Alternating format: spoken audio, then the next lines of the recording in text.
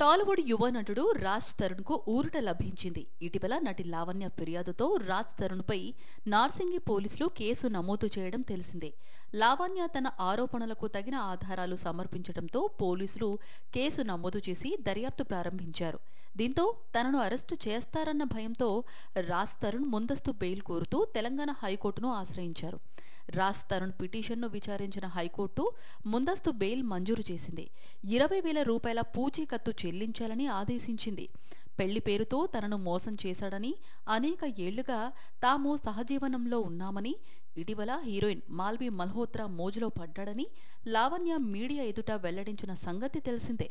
టాలీవుడ్ యువ నటుడు రాజ్ తరుణ్ కు ఊరట లభించింది. ఇటీవల నటి లావణ్య ఫిర్యాదుతో రాజ్ తరుణ్ పై నార్సింగి పోలీసులు కేసు నమోదు చేయడం తెలిసిందే.